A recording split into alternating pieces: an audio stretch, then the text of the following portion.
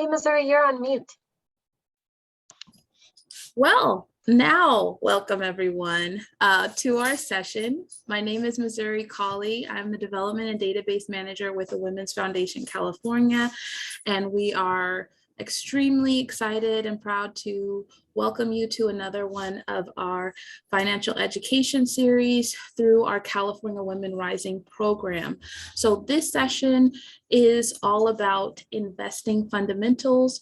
This is the first session of a two-part series. So we're starting a conversation today that will continue on with, of course, more information that you'll have the opportunity to absorb. I do just want to share something about the Women's Foundation and our commitment to programming like this. Our mission is to our mission and our overall strategy, I should say, is to invest, train, and connect people in our community. And we believe that it's very, very important to invest in programming around financial education because it is an integral part to freedom. It's a piece of that puzzle that I think often is overlooked and doesn't really, there's not often a lot of opportunity for people in our communities to get the information. So we're extremely excited to offer this series to you. We're going to be led through this conversation by Leah Davis. We'll be talking about investment products, types of investment accounts, opening investment accounts, and many more things. Leah is a dedicated wealth and wellness coach with many, many years of experience as a financial advisor, as well as experience as a certified domestic violence advocate. So she's going to be bringing a trauma-informed approach to our conversation and also to all the work that she does. So we're in a really great place and we're in great hands. So without any further ado, I'm going to turn it over to Leah. And I will just call everyone's attention to the chat before I go. Please make sure to introduce yourselves. There is instructions there to also make sure that you can honor the native land that you are currently residing on in your post. So please follow that site, share your pronouns, and join us in community as we learn as much as we can. Thanks so much. Hello, hi everyone. It is so good to be here with all of you. I'm super excited to be in your presence and to share all the information I've been put together for all of you. And yes, please introduce yourselves in the chat. I would love to know who is here. My name is Leah Davis. I'm a wealth and wellness coach for diverse women entrepreneurs, and I have vast experience in financial services. But first, before I go into all of that, I did just want to take a moment to just kind of get present into the moment here. I know that we have our lives, we have kids, if you got families, jobs, you name it. It's the evening, it's Tuesday, only Tuesday, right? We got a whole week ahead of us. And here we are, we're going to talk about investing money. And sometimes some of these conversations can bring up some like icky feelings or a little bit of shame or self-judgment. I really want to create the space and invite all of you to do what you can to let that go. So I want to spend a few minutes here just to get a little grounded. You can close your eyes if you like, or you can just lower your gaze, whatever you feel comfortable doing. You can take your screen off, take your camera off. Just get a little comfortable and cozy. It's just going to be pretty easy breezy and light centering practice here so we can all come into community and connect with each other. So wherever you are, I'm going to go ahead and close my eyes. If you can just go ahead and feel where you're planted in your seat, where you are, if you're on your bed or on a chair, on a sofa, just feel the cushions or the ground underneath your feet and feel just the skin on your body, whether you feel some coolness, I don't know, where you might feel some air. Just get present and kind of go within for a moment here and let the mind slow down. Just hear my voice and let the mind slow down. If you like, go ahead and take a breath. You can take a breath in to the count of 4, and then you can hold it at a count of 2, and then let it out to the count of 5 or 6, and then hold it at the end. So I'll walk you through a couple of rounds of that. So take a deep breath in, 1, 2, 3, 4, and then hold it, 1, 2, and let it out, 1, 2, 3, 4, 5, and hold, And take 4 breaths in. 1, 2, 3, 4. And hold. 1, 2. Let it out. 1, 2, 3, 4, 5. And hold. One more. Breathe in. 1, 2, 3, 4. And hold.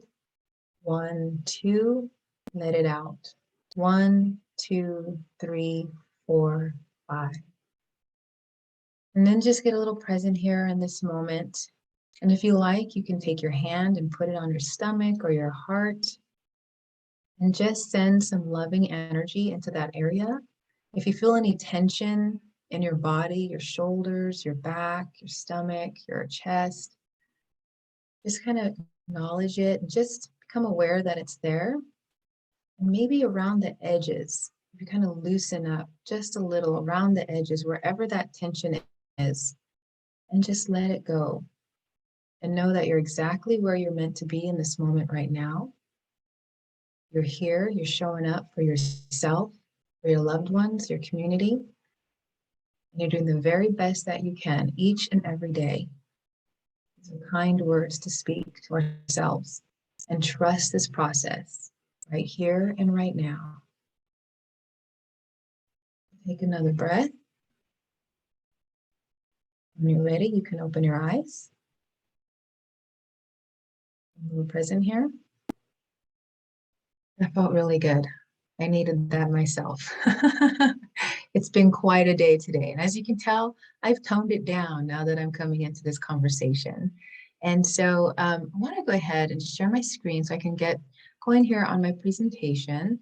And please do, as I'm speaking and sharing, please do go ahead and just put your words in the comments and let me know your thoughts and what you're thinking as I'm going over all this information. So today is about investing, the fundamentals of investing. And I really enjoyed all of the responses I received from the registration questions. Thank you so much. It gave me a lot of insight as to what you're looking for today. And I do believe I'm going to be able to answer a lot of your questions. If not, that's okay. We're going to have another session as well. So let me go ahead and I just want to go ahead and tell you a little bit about myself.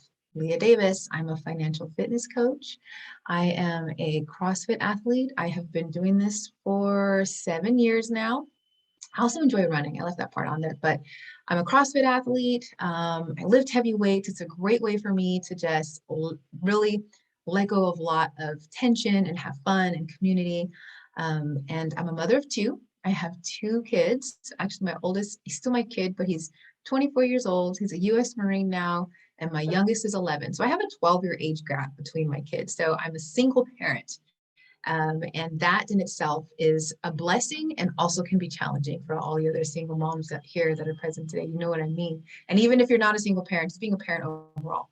I'm an entrepreneur, the founder of Leah Davis Coaching. I founded my business in 2019, and I left my role as a financial advisor and fell into financial coaching. And if any of you have attended the other sessions with Sandra Davis, she is my mentor, and she plucked me into her arms and said, financial coaching might be for you. And she was right. So here I am as a financial coach. And as you can see, I was a financial advisor for about 5 years. And I think it's kind of important for me to share with you my journey so you can understand how I went from being a financial advisor to a financial coach. So I grew up in a family where there was no conversations about money, no conversations about setting goals. It was very live for today, paycheck to paycheck. We were very poor.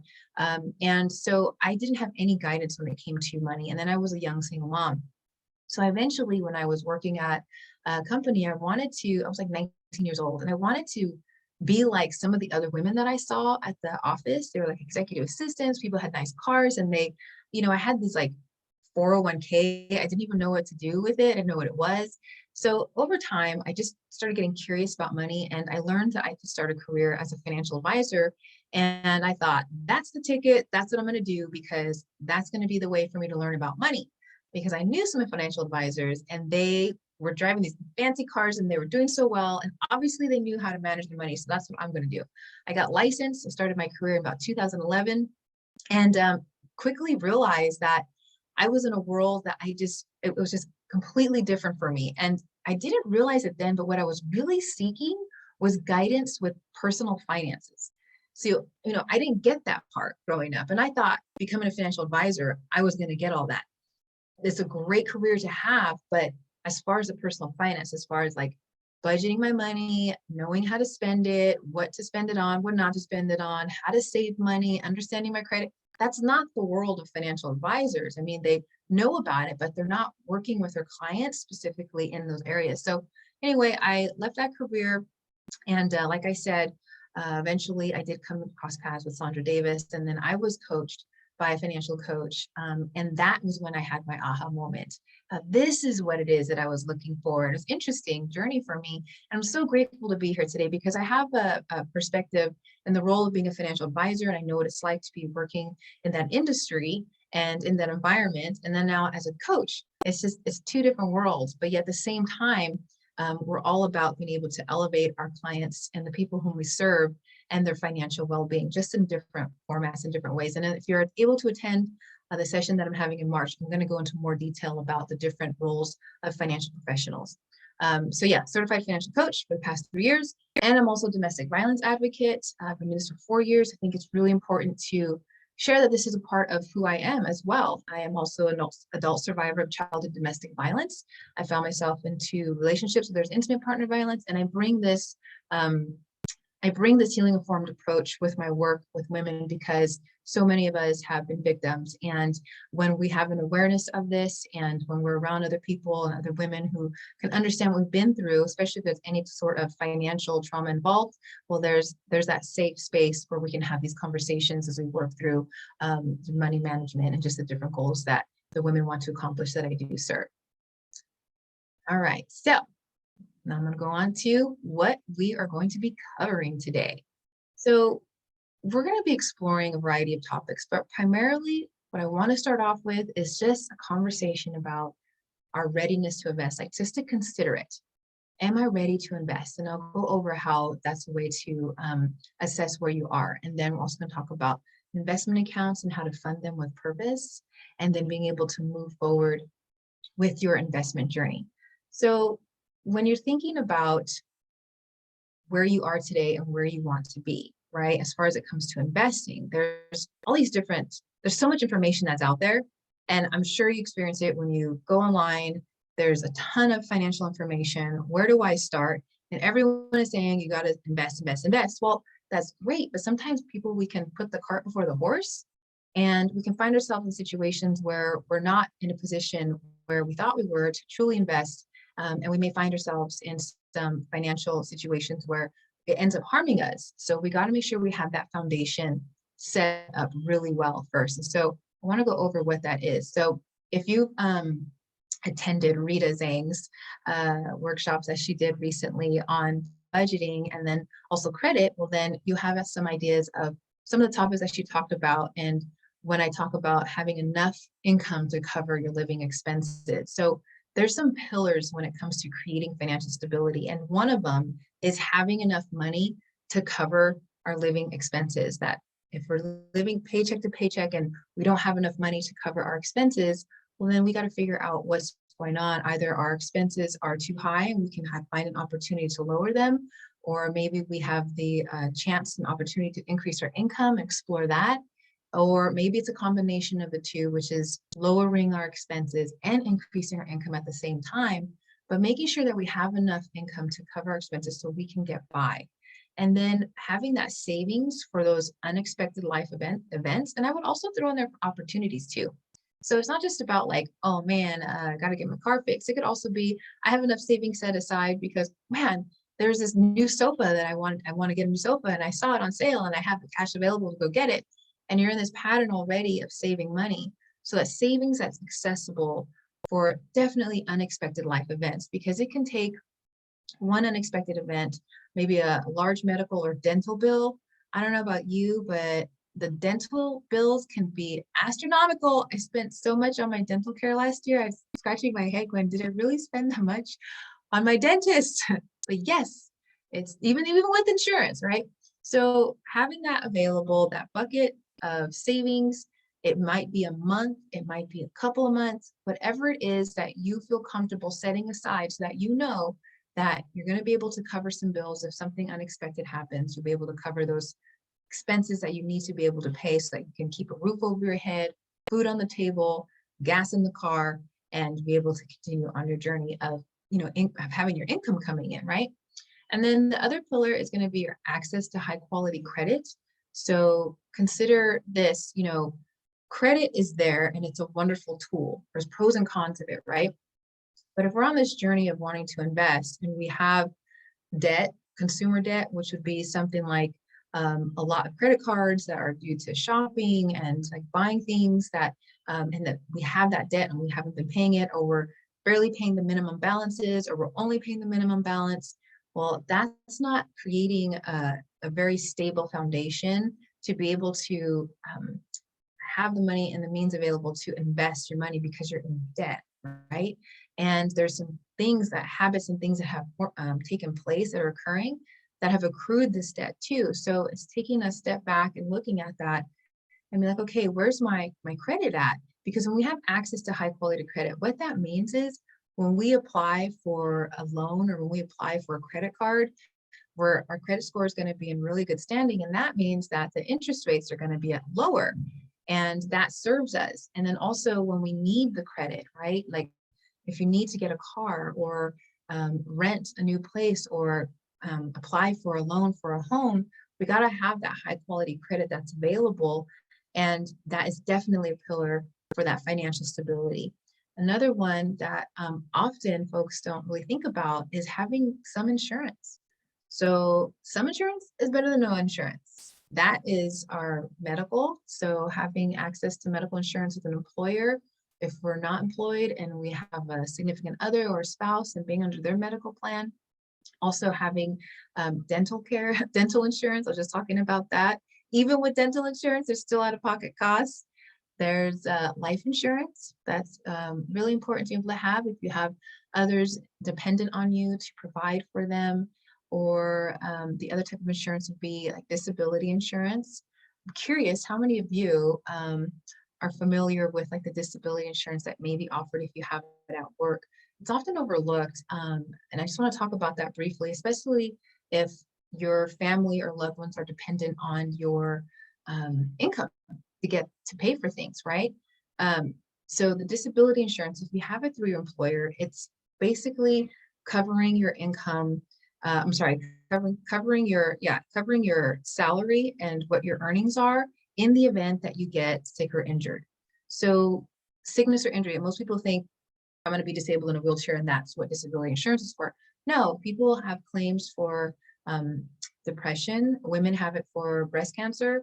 And there's also back injuries. There's a variety of things. So if you have it through your employer, I invite you to consider exploring that and getting some sort of long-term disability through your employer, or even one policy on your own. You can work with an insurance agent to do that because it replaces our income. And another type of insurance, of course, is like car insurance.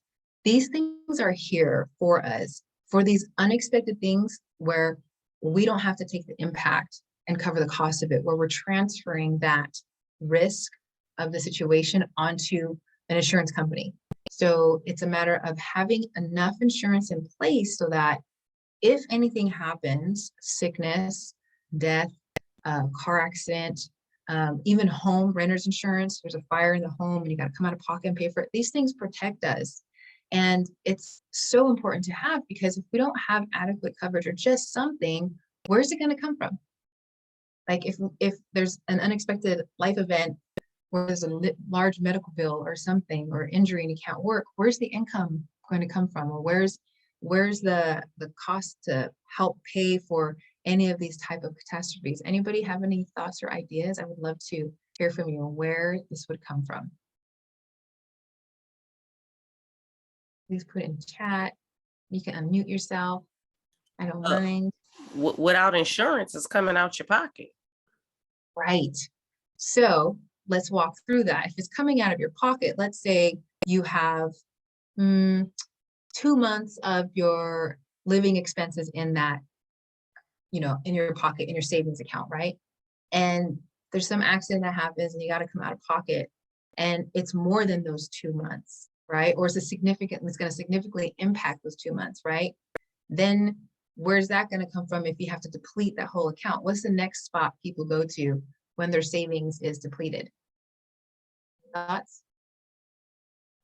Credit. Yes, Rebecca. Credit card. Right. Now, let's kind of walk through this a little bit. If the credit, if your credit is in good standing and you're not able to apply for a credit card to be able to help out with that, but you depleted your savings, where's the next spot people are going to go? To the government. Government is one place, right? But when you say government, what do you mean? Tell me more. Whatever free healthcare benefits the government give out. I'm sure if you can show some sort of hardship, I'm assuming they'll step in and help. Possibly. If it's the hospital, the government's not going to come out and like come through and miraculously save you, especially if it's a hospital bill.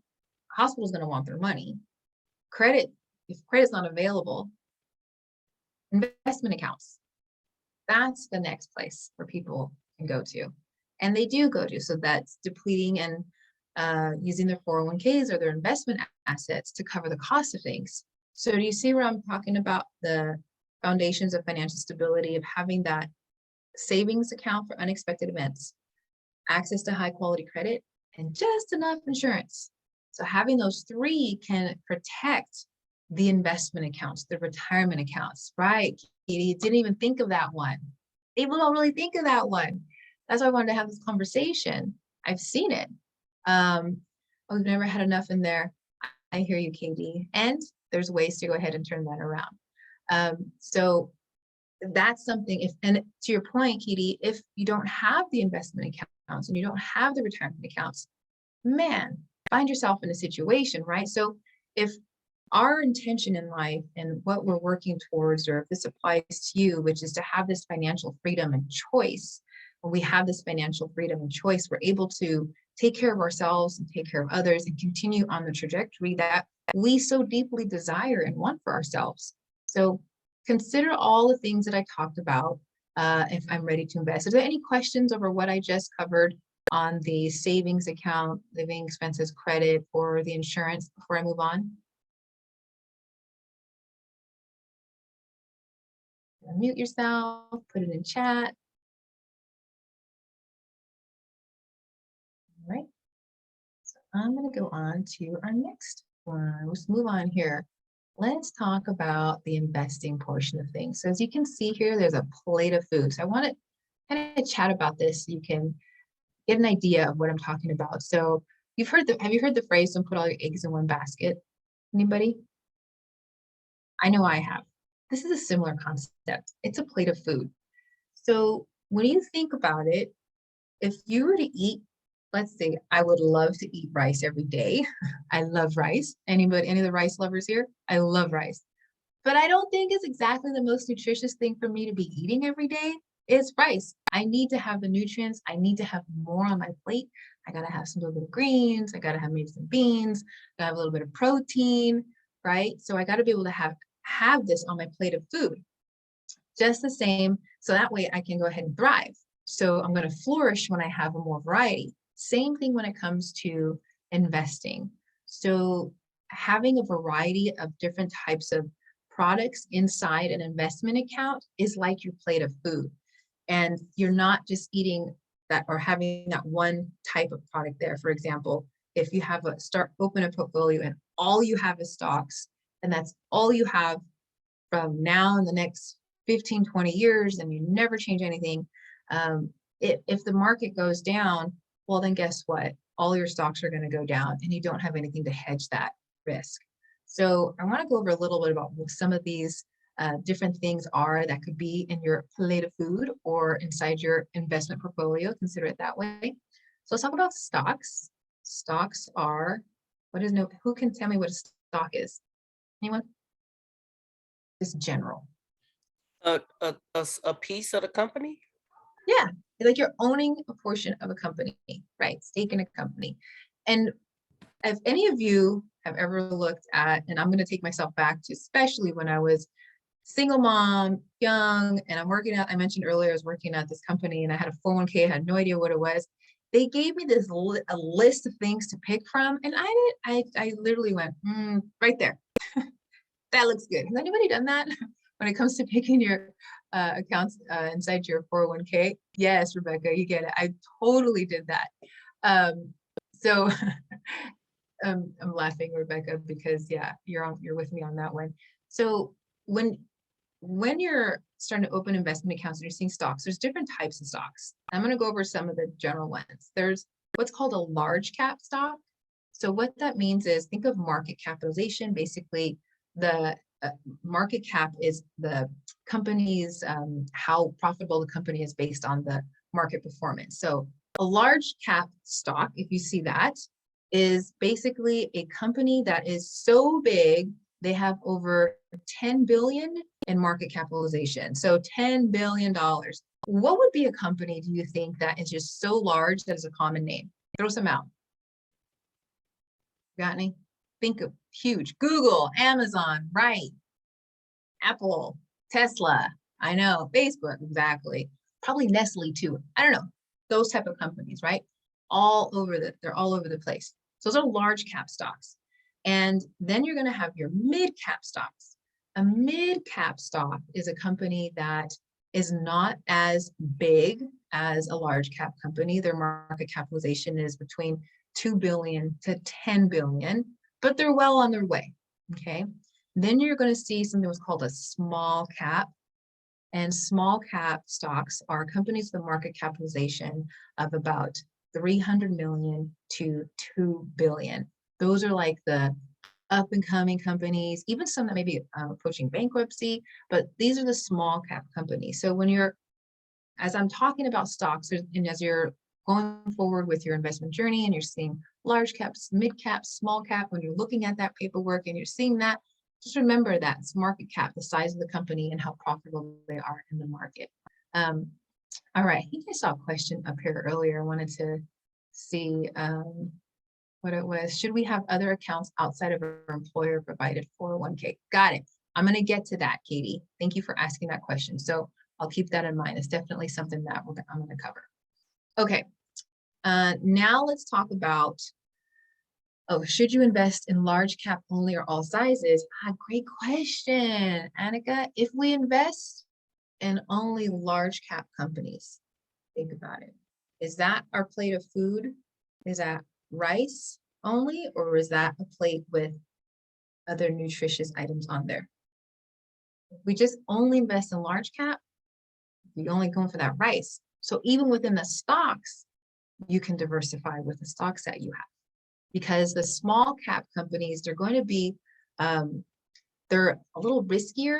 They're a little more volatile because they're newer, but you get really high returns. Large cap doesn't get as high as small cap. It's pretty interesting, but I don't have a chart to show you about that. I don't want to get too deep in the weeds of that, but thank you for that question, Annika. Hope I said your name correctly.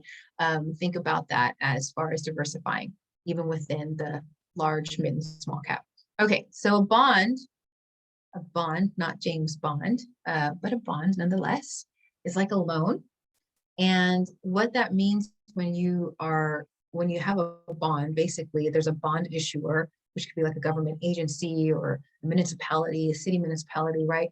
They use these bonds for like development and stuff like that. So basically what a bond is, it's a loan where you're loaning your money to a bond issuer for a set period of time. And then when that bond matures, let's say you purchase a 20-year bond, when that bond matures, you're then going to be compensated. And that's in the form of income and interest payments later on down the road. So you're lending the money, knowing that later on you can receive some interest payments and income from that bond. And it's not in the stock market. So stocks are in the stock market, they're volatile, bonds are not. How do you find these things to invest in? Thinking of the plate of food, what and where are the grocery stores that I should be going to? Thank you, Tailani. That's a great question. Gonna totally get there. I'm gonna get there in a little bit. So just hold on here. So are bonds generally safe for investments? Bonds are safe for investments, yes. And especially when we get older. So at next time we have next time we have the investment fundamentals, I am going to go over more asset allocation. So we'll dig into this a little bit deeper, but I'll briefly say, yes, they're generally safer because they're not as risky as stocks. However, they both have a role to play. So more bond heavy the later on, closer to retirement, is typically how accounts are allocated. And earlier on, when you have more time to invest, or if you really want to get some higher returns and you're more heavily invested in stocks. So I hope that answered your question there, Linda. Okay, on to mutual funds. When you see the word mutual, think like a group of people, like a mutual environment. Like we're in a mutual environment here where we're all here and we're all learning and we're all participating in something. So a mutual fund is that. So a mutual fund though has stocks, bonds, and other assets in there. And it's mutual because other people are actually owners of that mutual fund as well. So you're just not buying one stock. There's other investors involved in that. So the performance of the mutual fund can also be impacted by the behaviors of the other investors. So let's say some investors are like, I got to get out of this mutual fund, and they start selling it. Well, the fund manager then has to do some rebalancing, and that can affect the performance of a mutual fund. However, mutual funds are a way to have this plate of food in one fund. Okay, so are those mostly what our 401ks are in? 401ks are a variety. So 401ks can have mutual fund stocks, bonds, and the other ones that I'm going to go through here. So it just depends on your employer plan. That's the other thing to keep in mind. I'll go into some employer retirement plans in a little bit, but every employer plan can be a little bit different as far as what they offer. Okay, Ariana, the definition of a mutual fund. Okay, so mutual fund, I can say one more time, yes, is mutual, right? So there's a pool of people who own some of the funds that are within that mutual fund. So what's in that mutual fund is that plate of food, stocks and bonds and other types of assets that are there, and everyone owns a portion of that mutual fund. So the performance of the fund also can be impacted by the behaviors of the other mutual fund owners and people participating in that fund. And there's a fund manager who's managing this mutual fund. Another important thing to know is that mutual funds, when it comes to trading, they're only traded once a day. So I'll get into that in a little bit about what's the difference between that and an exchange traded fund, which is the next one, which is an ETF. I'm sorry, it says EFT on my slide. Wrong, it's ETF. Sorry about that. An exchange traded fund. Okay, again, fund, it's mutual, but this one is traded on the exchange floor. So how this works is that a financial firm buys the exchange traded fund. You didn't even notice, Katie, I did. A financial firm buys that, and then it's treated like a stock. So they can buy and sell these ETFs as much as they want in a day versus a mutual fund, which is once a day. And in that exchange traded fund, again, is a pool of investments like a mutual fund, stocks and bonds. And it's has some lower fees because it's not as called actively managed, which means constantly actively traded on. So you'll see a lot of these in like 401ks, and these are also very popular as well. Another one is an index fund. So who here has heard of the like S&P 500 index? Anybody? Yes, yes. Okay. Do you know what the S&P 500 is? That's my next question. Feel free to unmute, or I've heard of it, but I have no idea. No. We've heard it though, right? Okay, so I would hear that about the S&P 500, and I was like, what is this S&P 500? Okay, so I'll explain it to you. The S&P 500, yes, there you go, Raj. It's the largest 500 publicly traded companies in the US. So an index fund, again, is a fund, it's a pool of investments. And the index fund is trying to duplicate the performance of 500 of the largest US publicly traded companies. That's a mouthful. So they're mimicking that because obviously these companies are doing very well. So an index fund is mimicking that performance, trying to duplicate that. So that's what that is. So there's different other indexes. There's a Russell 300 index, I think, but I just want to keep it to the S&P 500 index. So if you ever see that, these indexes, they are they specifically are following and tracking the performance of specific sectors. So the S&P 500 is the sector of 500 US publicly traded companies. Okay, so that's the plate. Can you say a brief definition of what an ETF is again? Thank you for saying ETF, because I keep saying EFT and I want to say on the screen, and it's ETF. An exchange traded fund is okay, I got to go back to exchange traded. An exchange traded fund is it's like a pool, like a mutual fund as well, but it's a fund treated like a stock, because they can go, the financial firm will purchase the ETF and they own it. Those participating in buying ETFs don't own the actual fund. The financial firm owns it, and then they go out and they can buy and sell these ETFs multiple times, versus a mutual fund where they cannot buy and sell mutual funds more than once in a day. So it's a lot faster paced than a mutual fund. And so I hope that explained it for you there, LC. And Elena says, what do you mean when you say mimicking? I don't know. Oh, mimicking. Duplicating. I hope I didn't say mimicking. If I did, kind of similar.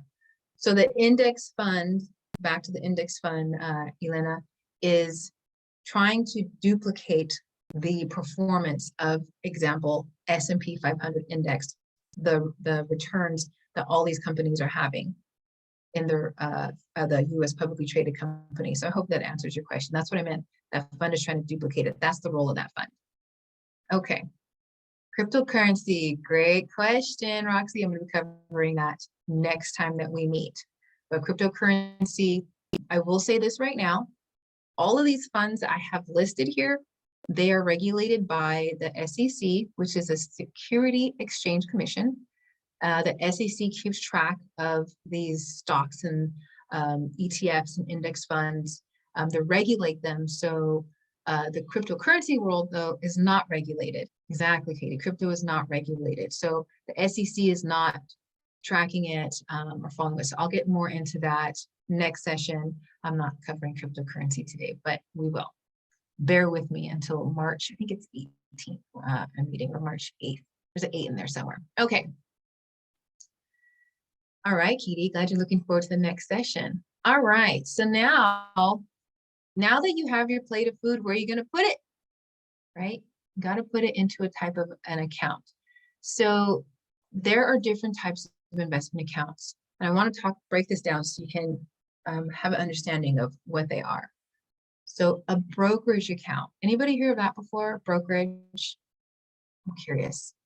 No, said Rebecca. Okay. Yes, Katie. Where have you heard about a brokerage account? Katie or Linda? Feel free to put in the chat or unmute. Earn Your Leisure University. I listen to those guys a lot in the middle of the night. And so that's who really broke down what a brokerage account is for me, was the Earn Your Leisure guys. Awesome. Okay. Earn Your Leisure? Yes, it's a group of brothers, and their whole makeup is to bring financial literacy to the African American community. They do a fantastic job. Yes, it's a podcast. It's really good. I learned something new. Thank you for teaching me. I appreciate that. I'm going to actually write that down because I've not heard about them. Okay, so a brokerage account is a type of account that you can open up on your own, right? And open it up at I'll get to other places where you can open it up, but you can have it as a taxable account or non-taxable account. I'll get into that in a little bit, but you can buy and sell investments with an option of managing them on your own inside a brokerage account. So really, a brokerage account is not like a regular bank account. A checking account and savings account is not an avenue to invest our money. But when you open up a brokerage account and there's more documentation and paperwork required to open up a brokerage account. And it's just really important to understand the difference between what they are, right? And so you can go ahead and have a brokerage account and manage it on your own, or have a financial professional manage it for you. I saw a question on there about, is TD Ameritrade a brokerage? Okay, Elizabeth. So TD Ameritrade is an online broker. I'll get to that in a minute. You can open up a brokerage account with TD Ameritrade. Okay. So I'll get to that in a little bit. So you can also open up, aside from a brokerage, within a brokerage account, you can also open up a retirement account in that brokerage account, okay? Or you can just open up a retirement account as an IRA or a Roth IRA. So I kind of want to walk through a little bit of difference between an IRA and a Roth IRA. Sometimes it's a little bit confusing. So an IRA is an individualized retirement account. And please, okay, sorry, I'm looking at the notes. So please repeat the name of the podcast. Earn Your Leisure. There you go, Katie, thank you. So an IRA is an individualized retirement account. You can have an IRA and you can have a 401k at work too, right? So it's a retirement vehicle. There's some limits on it where you can only contribute a certain amount every year into the IRA. So right now for 2022, the contribution limits for an IRA, if you're under age 50, is $6,000 a year. If you're over age 50, it's $7,000, not 70, $7,000. So you put money into this IRA with after-tax dollars. So you get paid or money that you have that's already been taxed, and the funds grow tax deferred.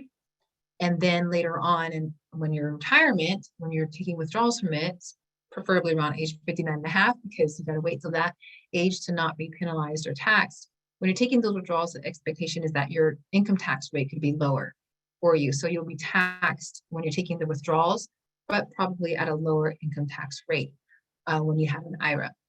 A Roth IRA is after tax dollars as well.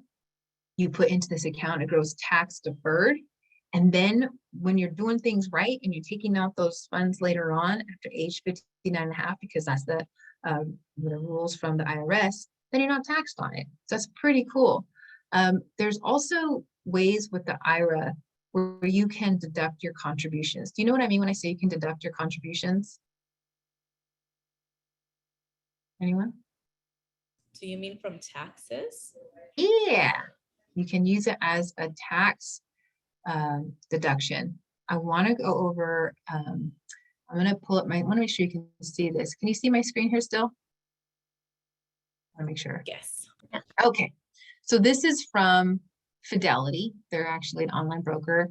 You can find this information on like Fidelity, TD Ameritrade, some of these other online brokers. I'll get to some of those names in a little bit, but they have a lot of information there. So there are deduction limits, right?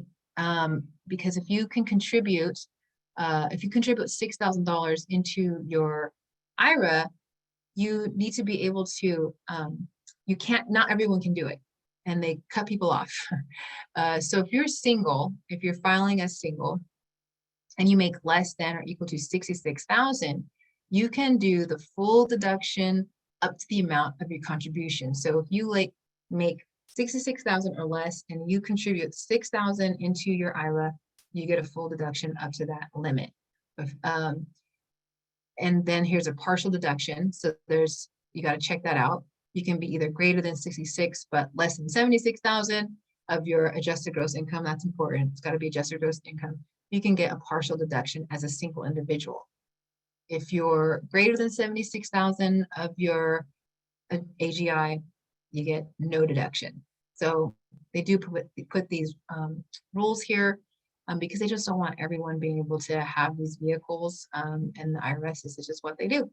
Then you can also see here, married and filing joint, the difference. If you make less than 105,000, you get the full deduction up to the contribution limit. If you're greater than 105,000 but less than 125,000, you get partial deduction. If you're greater than 125,000, you get no deduction. And then you have the married filing separately. Okay. And then you also got to pay attention. This is a IRA deduction limit when you have a retirement plan at work.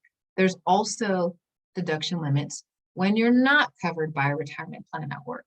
So if you don't have a retirement plan and you have your IRA, there's the limits here. So as you can see, it's quite different than somebody who has an employer retirement plan, because if you're single, head of household, or qualifying widow, any amount, what your income is, adjusted gross income, you can get a full deduction. So, there's some benefits And these are just the rest. I don't want to go through all of them here, but if you like, you can definitely go through all these different limits here.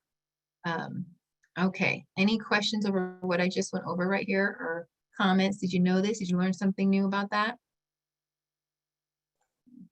These deductions, would it apply to rollovers? That's not a that's no, because it's not a contribution. That's a rollover. So just being additional, if I was to contribute additional on top of the rollover, then that would be the deduction. Well, a rollover isn't. It's just you've already made the contributions previously with a rollover. What I'm talking about, because I did a rollover for both the Roth and the traditional. And so, yeah, I didn't know about the deductions and I wasn't thinking of adding into my IRA, but maybe now I will. So that's why I wanted to ask you. Okay, yeah. So it's going to be what you contribute for the year. Rollovers don't count, but if you roll over and then you start making contributions in 2022, then you can go ahead and keep track of that. And then when you go file your taxes in for 2022 next year, then you can work with your tax advisor and they can provide that information for you. Hope that answers your question. Okay. Where was I? Oh, the other one was, I wanted to share with you the Roth also has, let's see here, make sure you can see that. They got a whole section here on Roth. Where's it at? I wanted to go over the income limits. Not everyone can contribute to a Roth. But these are for 2021, 2022, Roth IRA income limits. So if you're single and you make less than 125,000, you can contribute the full 6,000 for the year. If you're greater than 125,000 but less than 140,000, you get a partial contribution. They have a really cool calculator here to figure out what that could look like for your partial contribution for the year. And if you're greater than 140,000, then you're not eligible to contribute to a Roth IRA. Married and filing joint, less than 198,000, you get a full contribution of 6,000. If you're greater than 198 but less than 208,000, partial contribution. And then if you're greater than 208,000, you're not eligible to contribute to a Roth IRA. And then there's also married filing separately if you're not eligible at all, or less than 10,000 partial, or greater than 10,000, you're not eligible. So just keep in mind as you're considering why the income. So there's a difference. One of them is, so they're just two different vehicles. An IRA and a Roth IRA are two different retirement vehicles with two different ways to, you know, put retirement savings aside and also the taxation of it. And the IRA is more about the deduction. So it's not the contribution, it's how much, there's deduction limits. This is contribution limits, are two different things. So the deduction is how much you can deduct for tax purposes, and this is contribution limit. So how much you can actually put into a Roth IRA for the year. Okay. There's also, I think it's here, it has some really great tools, especially on this Fidelity one. You can do an IRA contribution calculator. I'll pull this up really quick because it's kind of cool. You can determine which IRA might be right for you and how much you may be able to contribute. So let's say for this year, 2022, age 18 to 49, tax filing status, I say a single or head of household.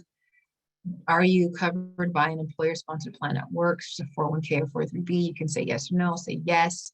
And then what's your adjusted gross income? So if I put 85,000, let's see, click get results. Okay.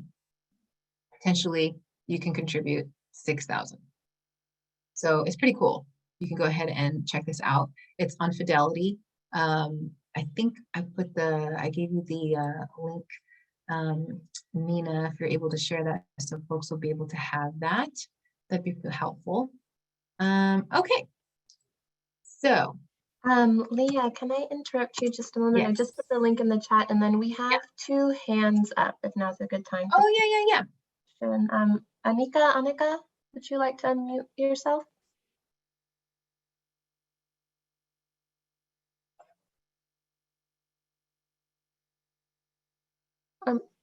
Or maybe we'll come back to Anika later on. Okay. All right. Was there anybody else? There were two. Is that it? Yes, I think that's it. Mhm. Okay. All right. So let's go into these employer-sponsored accounts. These are other types of investment accounts that are available. You can have your 401k if you have one offered through your employer. How this works is you elect how much you want to contribute when you sign up with your employer benefits. And then your employer will take out your contributions from your paycheck prior to getting paid. So you're taking it out with pre-tax dollars, which could lower your taxable income when you go to report and do your taxes. Then there's a 403b. 403bs are similar to a 401k. They're commonly offered at some nonprofit organizations like churches, or teachers may have 403bs as well, or people in the education system. So very similar to a 401k, it's just for the type of employees and where they're working at. A 457 plan, great question, Katie. That's a plan that is typically for like civil servants, so individuals for like law enforcement officers, or some government officials or things of that nature. They have a 457 plan. They have a separate type of retirement plan. The biggest difference between the 457, the 401k, and 403b is that with a 457 plan, when they leave their employer, they can go ahead and start using the retirement benefits. With the 401k or 403b, you can, but you might not want to because there's the restriction of the age, right? 59 and a half. If you take withdrawals from your 401k or 403b prior to the age of 59 and a half, then you're subjecting yourself to not just the taxation of it, but also a 10% penalty. So you're going to be taxed and then you have a penalty. So what you're thinking you're going to get is actually going to be less. So that's why they have these ages on there, 59 and a half, because it's a retirement vehicle. And they're really trying to encourage people to save money for retirement. Okay, so I'm saying what is vested after 1 year? So vested basically means that it's basically like when you're getting your, let's say you have a 401k and your account is growing and you're getting more stocks, right? And you start, because when you have those stocks, you're like owning these stocks, right? But what some employers may have a vesting period. And basically they say, like, if you leave before you're vested, which is like before you leave before this time period, you don't own these stocks. When you leave, you don't take them with you. So it's great to stay with your employer until you're fully vested, because then when you leave, then all the stocks and everything that you've acquired within your retirement plan, you can roll over into another employer plan. Okay. So there's different options available to fund your investment account. Okay, I already talked about a brokerage account. There's online brokers, there's robo-advisors, and then registered investment advisors. So I want to go through each one of these so we can have a conversation about what they are. And I know I talked about a brokerage account, right? But when you go to open a brokerage account, like I said, it's not like a regular bank account, because there's going to be selections you got to make. You got to select if you want it to be taxable or retirement account. So a taxable account is the type of account where you can buy and sell on your own, do day trading if that's what you want, versus long-term retirement planning, right? So a taxable account is something that you can do and manage on your own, or you can have a financial professional do it. And it's taxable because there's what's called short-term capital gains or long-term capital gains. What that basically means is when there's any gains in the funds as far as a profit, right, what you're earning, you're taxed on the gain, either short-term, which is honestly your income tax rate, or long-term, which could be lower than your ordinary income tax rate. And the short-term is 12 months or less. Long-term capital gains is 12 if you have a fund or an account longer than 12 months. Okay. And so brokerage account, you can also open a retirement account using a brokerage account, which is that IRA or that Roth IRA. So you just decide, do I want this, or you could have both. I mean, no one says that you can't have a taxable account and then a retirement account, just two separate accounts, two different types, or you just pick one. And then you determine if you want to have what's called cash or margin.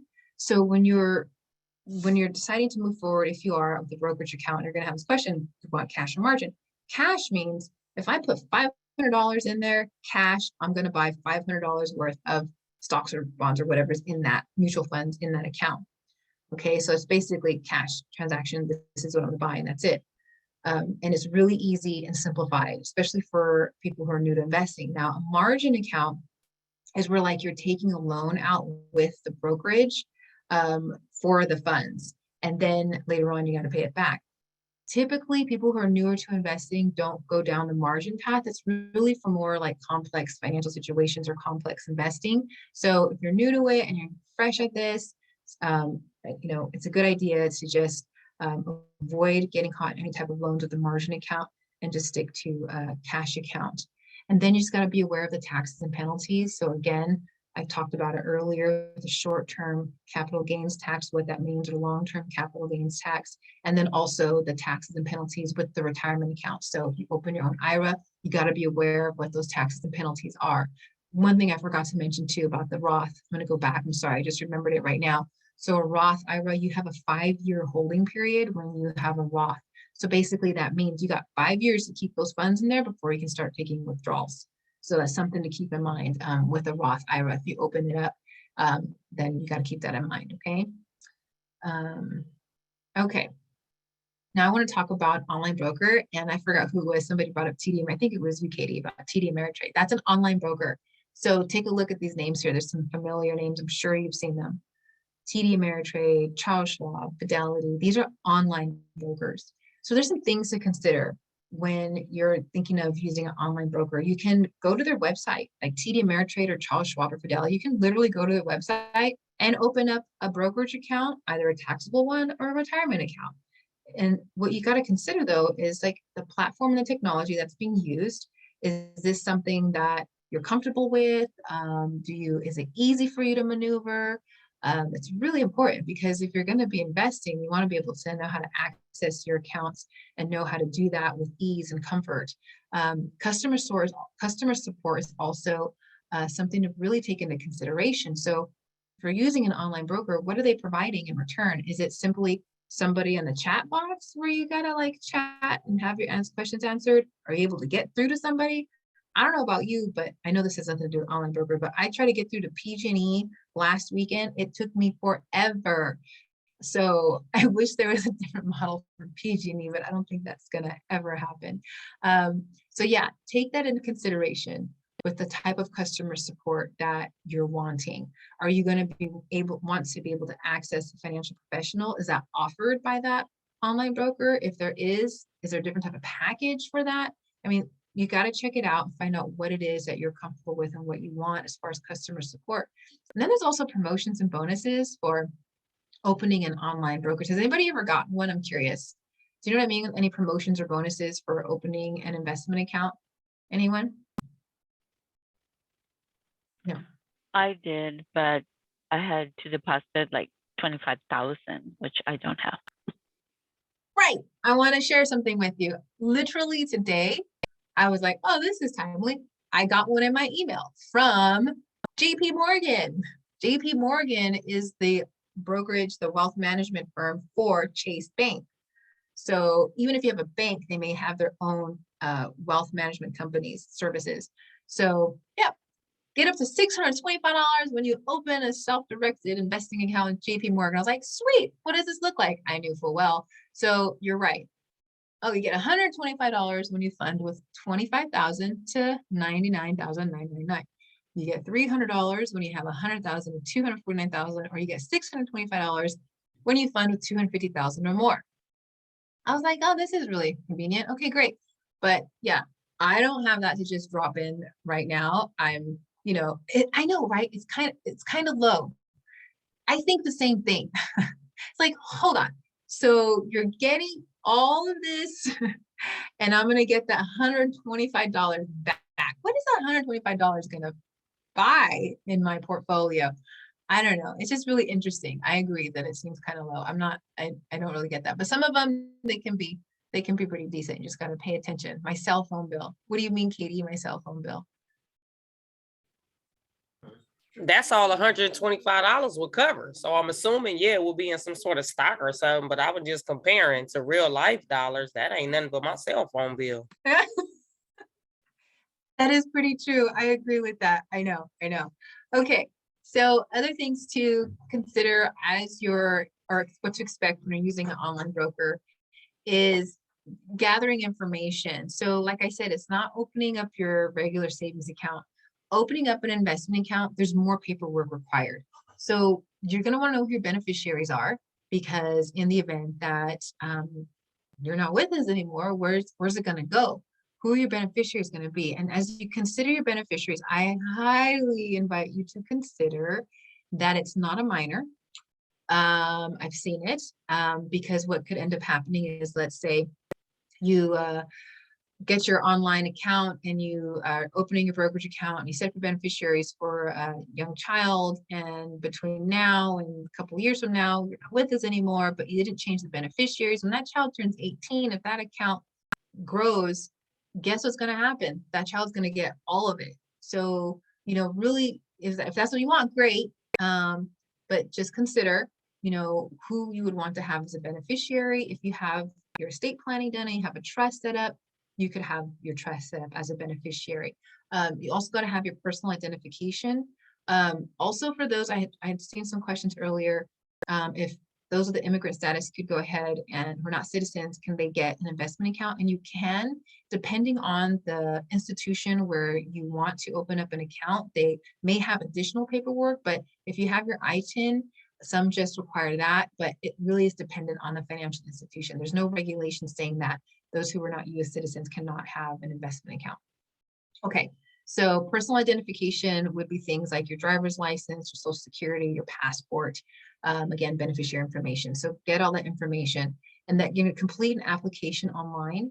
There's going to be a whole questionnaire because they're going to want to ask the questions so that they know what type of account to open up for you.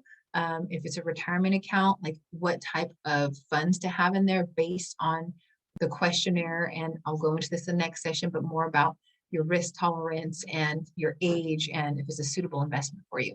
And then you got to fund the account. So you can fund the account with a bank transfer. I also heard somebody earlier talk about rollovers. A rollover is when you have your 401k or your 403b, you leave your employer and you can roll it over. You're not taking withdrawals. You're not receiving payment. You're literally rolling over the funds into another retirement account, like an IRA. So if you have a 401k, you can then roll it over into your IRA. Now, be aware that there's going to be a process involved. When you leave your employer, the employers are not the ones managing the account, right? There's going to be like a Transamerica or some other type of financial institution that you're getting your statement from, or you can see your account balance for your 401k. That institution is going to have their own paperwork required for you to sign off on. And then the incoming institution where you're rolling your funds over, they're going to have their required paperwork for you to sign off on. So it's a bit of a process.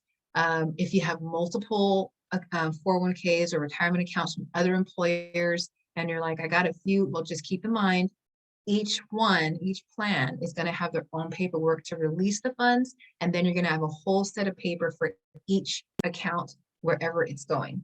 And you just roll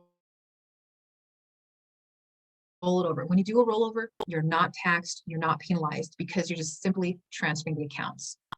Is it required to roll over our funds and we change employers, or can we leave it in the previous account with the previous employer's institution? I read that kind of fast. You can leave it there. I will say this though, so just be aware of this as well. Your employer sponsored plan, you're going to have less options available because the employers have a plan and they have specific funds and investment accounts, and that's it. But if you roll it over into an IRA where it's not managed by your employer, but it's at a financial institution, you're going to have more options available to invest your money. So that's the one thing to consider. And also, if you leave it at your employer, you're not able to continue making contributions to it because you left. So if you want to stay on track and continue making contributions to your retirement plan, it's best to roll it over into another IRA and start making contributions. And and then also, where it's at, right? So you can keep track of it. You can leave it there, but it's one of those things where, and then I'm just to say this too, some employers are no longer employers, if they go out of business. Then you got to do all the homework and paperwork and try to find out where your funds are. I've seen that happen as well. Okay, so Evelyn says, I'm 21. What age do you advise opening a retirement savings account? Any age. I mean, a brokerage account, you can put any amount in it. You can put $2 in a brokerage account, $5 in a brokerage account, any amount. And you can go ahead. When you're a minor, though, if you're younger than 18, you need to have, it's going to be parents, right? Their paperwork, and it'll be in the name of the minor. But either way, you're 21, great age to start. Okay. Can't you make manual contributions even if you left your employer? I don't believe so, Rebecca, because you've left the employer. And you're not there anymore. So typically, because when you have your 401k or 403b, remember the funds are coming out from your paycheck, right? So if it's coming out of your paycheck and you're not there anymore, you're not on payroll. So you're not able to do that. Okay, so I want to move on to what a robo-advisor is. A robo-advisor, I remember as a financial advisor, these back in 2011, they started getting popular, and it was quite the uproar, and financial advisors like, oh no, we're not going to have clients anymore. So robo-advisors, basically, you can use your phone. These are some popular ones like Betterment, Acorns, or Elvest. You've seen them floating around. A robo-advisor is a way where you can just open up a brokerage account or a retirement account. You can do the same thing with a robo-advisor. The difference is the account management, right? So it's an automated system. So they already and the fees can be a little bit lower because they already have it set up as far as the type of portfolios and investment they're doing. It's automated. There isn't the cost typically of having to pay for a financial professional or a team of people to constantly be managing this account. It's just already kind of set up. So the customer service support, consider that when you're thinking of a robo-advisor. Again, how involved do you want to have where you're investing your money, where, who's managing money, like how involved do you want to be? Are you cool with just like putting your money there and you don't need to talk to somebody? I mean, these are all things to consider. Maybe the robo-advisor has the ability for you to connect with a financial professional, but that's definitely something to look into, because if you want to have that human-to-human contact, robo-advisor, the whole purpose of it is to remove the human contact, which is like why I said when robo-advisors first came out, started really getting popular in 2011, 2012, it was a big uproar in the financial services industry because, man, financial advisors were just like, we're not going to have any clients. So it's pretty interesting. But there's plenty of people who want to have human contact and not just be an app. So the robo-advisor, you can download the app. And again, you got to gather your information, all your beneficiary information, your personal identification, complete that application, more questions, and then fund the account. So that's a robo-advisor. So Katie, I want to ask about Acorns. Do you suggest, recommend, or depends? I mean, Acorns is a great robo-advisor. I mean, you can actually, if you do a search, like I do robo-advisor, I think Forbes has an article out where they have a comparison of the different robo-advisors. You can take a look at it and just see what some of the results are as far as like their assessment of them. And they're pretty up to date. I think I saw one as recently as up to January of this year, where there's a comparison of the robo-advisors. Okay. I saw a question here from Evelyn. How much will I get taxed if I want to pull money out at 26? Evelyn, are you talking about your Roth? Oh, you're going to get taxed at your income tax rate, and you're going to get penalized. So with a Roth IRA, again, that's a retirement vehicle. So it's built with requirements that you hold off until age 59 and a half before taking withdrawals from the account, because it's a vehicle for retirement. It's the government's way of encouraging people to save for retirement. So if you take it out before your age 59 and a half, you could be taxed and penalized. Although I will say as well, let me back up, I forgot to mention this.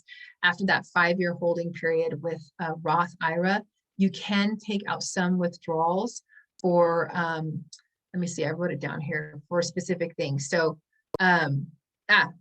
you can withdraw contributions without taxes or penalties for a first-time home purchase, college expenses, or birth or adoption. But again, that's after the 5-year holding period, and that's only with the Roth.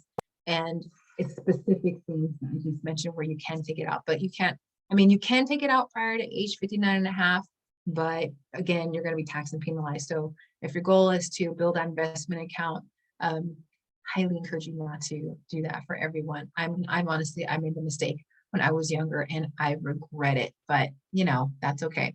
And I just want to point this out too. If you're like, this is one thing that's so frustrating. I'm going to go on a little tangent here. In the investment world and financial services world, there's all this criteria that we hear about buying a home by this certain age, or having X amount in investment dollars by a certain age, or have these retirement accounts and things, all that. Okay, well, unfortunately, I mean, to keep it real, these avenues of investing in things were not created by folks that look like me, or were a woman that is having life events that could pull us out of work, or delay is going to work, or we're not able to contribute. I mean, so wherever you are on your investment journey, it's okay. The noise of we have to have X amount saved and done in our retirement accounts. And I mean, yes, it's important. I understand that. And we have different life experiences. And so coming to a place again with what is the true intention of my investing? What is it that I'm looking for to accomplish and experience for myself or my family?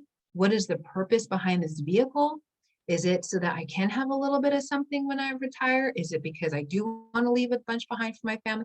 I don't know. Or maybe it's just not that important. Everybody's different, but just being okay with like being intentional of what the investing is for and trying to drown out the noise, because that can be debilitating when it comes to moving forward with investing. If there's so much out there that's saying that we should have done it a certain way, and that just brings up a bunch of shame and self-judgment. So I just wanted you to, you know, oh yeah, see, thank you, Leah, for naming this. About to turn 40 and have no financial investment set up outside of a checking and savings account. Sarita, it's okay. It's okay, Sarita. How many more years do you have to work, right? So, right, think about it. If you're 40 now, you've got another 25 years or so to work, and you're here today and you're here learning. And so you have an awareness, and you're being intentional with whatever it is you want to experience for yourself. Sarita, and who else is that? Katie. So, oops, I'm sorry. I didn't mean to change the screen, but my point is like, and think of this, okay. Even when you get to the retirement age, first of all, 50 is the new 40, just saying. 40 is the new 30. By the time we're 65, that's going to be the new 55. And by the time I'm 75, that's going to be the new 65. Facts, right? So who's to say that we're all just going to kick up our heels, or that's what you want to do? Totally. I'm not judging if that's what you want to do. Where the mentality has been shifting. I think of my grandmother and even my mom's generation, a little bit of, you go to work, you get your pension, I'm done. Well, you know, we're living longer, especially women.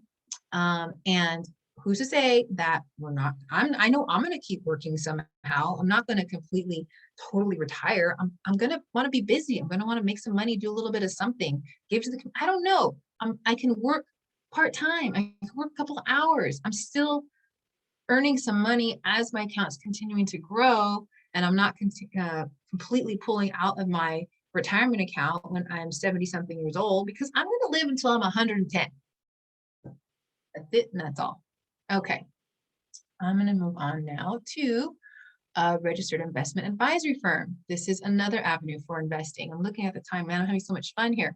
Okay, so a registered investment advisory firm, RIA.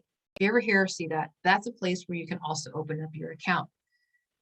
A registered firm is a firm that's registered with the Securities and Exchange Commission. So they're going to, things to consider when you're thinking of an RIA, they're all over the place, okay? Is the firm leadership and the portfolio managers who are also licensed. They're called investment advisor representatives. They've gone through all this training to get these licenses through a regulatory FINRA, federal, I can't remember the rest of FINRA, the acronym, but anyway, consider that when you're thinking of an investment advisory firm, of who's the leadership, who are these portfolio managers, what is their investment approach, because they're going to have their own, they're smaller institutions than these large TD Ameritrades or Charles Schwab's. They're going to be smaller. Some of them are not, right? But they typically can be. Few people working there, or it could be an office of 20 or 30 portfolio managers, just depends.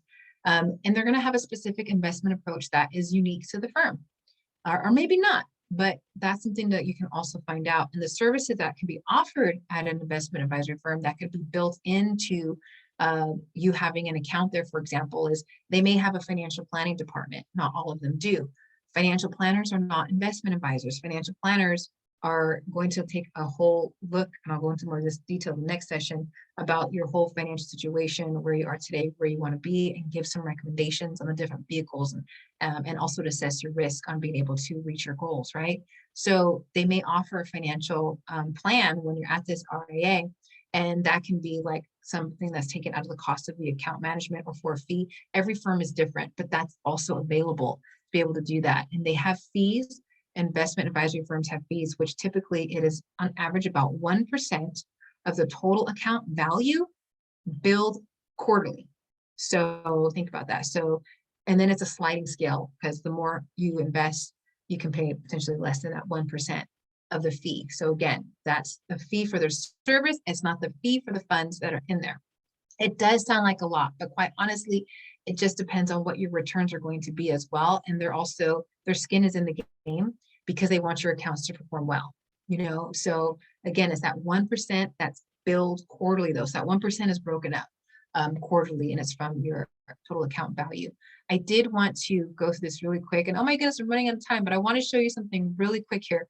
So you can do a research for an investment advisory firm. And I think I sent this link over to you, Nina, I hope I did, but I'm going to walk you through it really quick. So this is through the SEC. And it's investment advisor public disclosure website.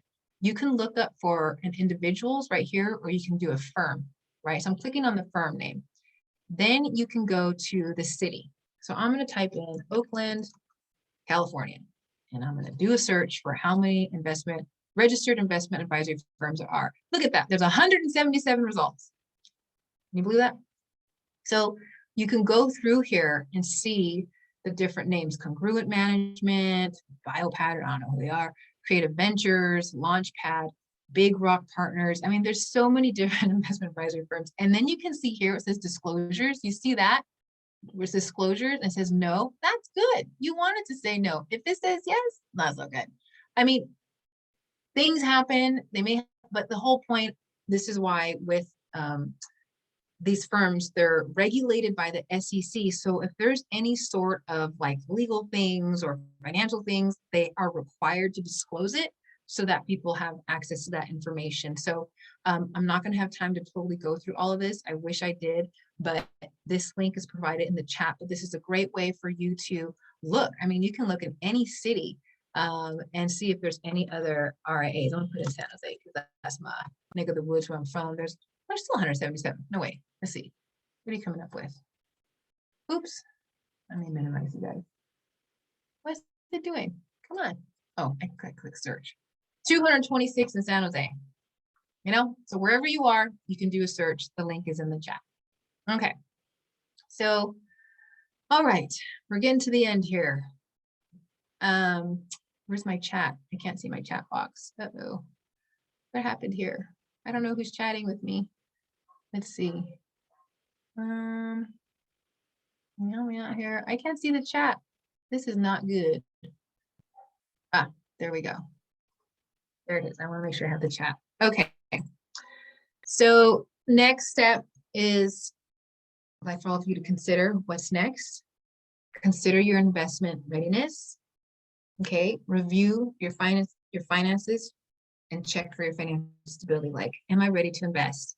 Remember, cash in the bank, access to high quality credit. Some insurance is better than no insurance. Where am I at with that? Okay. And then you could figure out your comfort level with investing. Do you want to go through an online broker like TD Ameritrade or Charles Schwab? Do you want to go to Robo-Advisor, Betterment, or Acorns, or Elvis, for example? Do you want to do some research and look for a registered investment advisory firm? That's possible. Or maybe all three. Because who's to say you can't have an online broker, robo-advisor, and then an RIA? Because you can. It's just a matter of figuring out what it is that you're comfortable with. Back to the investment advisory firm. Sorry, I kind of rushed out of that, but I want to make a point here. You can set up appointments and go meet with them or on virtually and ask them questions to find out what their investment philosophy is. You can find out who is, what type of companies that they're investing in. If you want to have, be with companies when it's all about social impact and doing good things for the environment and for communities of color, you can specifically find an investment advisory firm that specializes in that.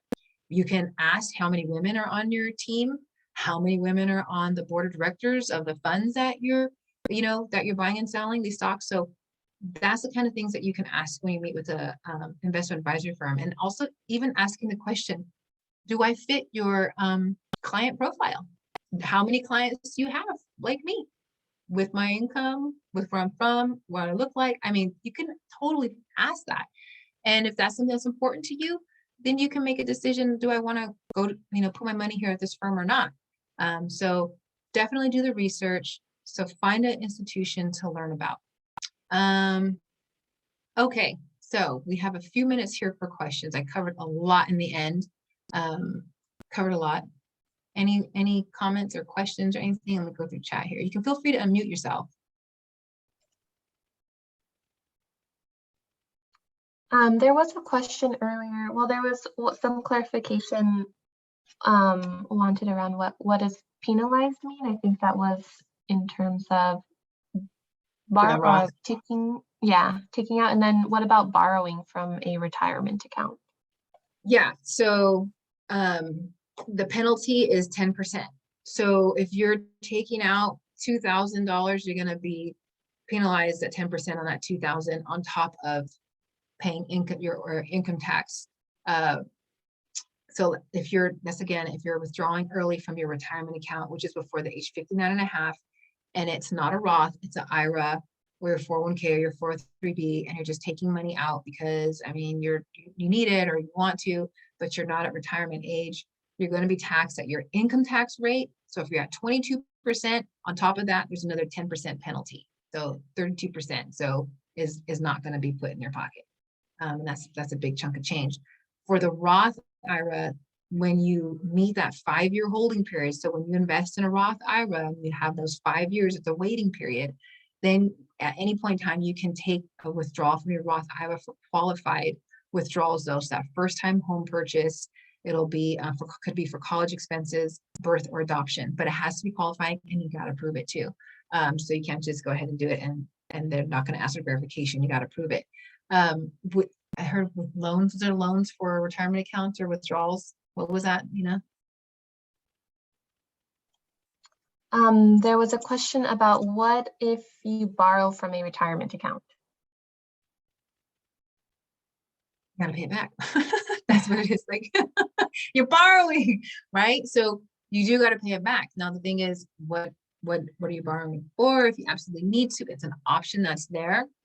But just remember that you're taking away from the ability to have that compound investing so that the account can continue to grow. So if it's possible to not borrow from your 401k, you can always borrow from a credit card or a loan when you have access to high quality credit and you already have a plan in place for how much you're saving and you're able to pay that back down.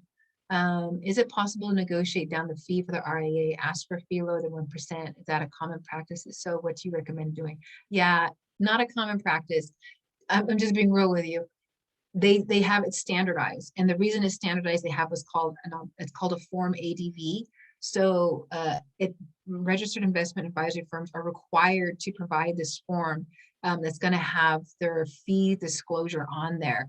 And they don't wiggle from it because it's just standard across the board. The only way it typically gets reduced from that 1% is when you have more than whatever it is that they'll have as their requirements, so their sliding scale for that. So every firm could be a little bit different, but it's not a common practice to negotiate that. I'm sorry. And I don't have any recommendation on that one. Any other questions? These are great questions, by the way, that are coming through. Katie, my 401k is with Principal. Should I just stick with them? And Bank of America, I have a regular checking. They offer investment services through Merrill. Should I start there? Honestly, Katie, it's really going to be a matter of what you're comfortable with, right? So it's find out, so kind of go through the process of seeing what they offer, what customer support they have, what the technology is like. Definitely find out. I will say, I'm gonna be real here. In my experience in financial services, working with banks, they have a ton of accounts. And sometimes it's difficult to really have the attention of that one-on-one financial professional. So if you're looking to have somebody who's going to be there and really meeting with, oh, hold on. If you got millions of dollars, they will. But if you got something like, 50,000, 25, 10, they just don't as much because they have so many people there. I've seen that happen. And I'm just going to say it. I've also had some experiences too. As a financial advisor, it was really difficult when a client left. I will say Wells Fargo because it was Wells Fargo. We did not like working with Wells Fargo. When a client left them and they wanted to roll over their account to be managed at the firm where I was at, it was so hard to get a hold of that financial advisor to just sign off on it. I mean, I had to jump through hoops as an advisor and it was really not cool. So, I mean, banks can be good, but if you want to have a more catered experience, may not necessarily be the best avenue, but it works if it's something where you just want to go ahead and get started, totally do it. And later on, as you're just figuring it out and kind of discovering if there's a firm you want to work with or an investment advisory firm or a different platform you want to use, you have the ability to do that. So at least you could get started now. Okay, so we have like 3 minutes left. We've gone through questions. I had a poll. If you could put that poll up, Nina, that would be great. I would love to know, after everything you've learned about today, what would be, or do I need to give you the control, Nina? I just realized that. Oh, no. So I just launched the poll. I think folks should be seeing it now. In case you don't, at the bottom of your screen, there's an option that says polls. It has a sort of graph. If you click on it, maybe the poll will pop up that way. Yeah. So what step are you going to take in the next 30 days? Take a moment to read that and then give your answers.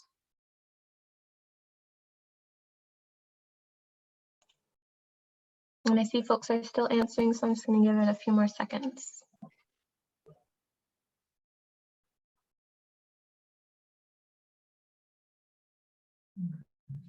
Okay.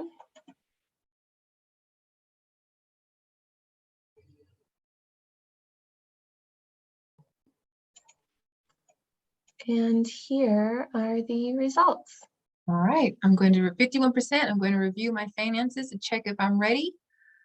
I'm ready to invest 17%. And then some of y'all are going to research a financial services firm and schedule that appointment, 32%.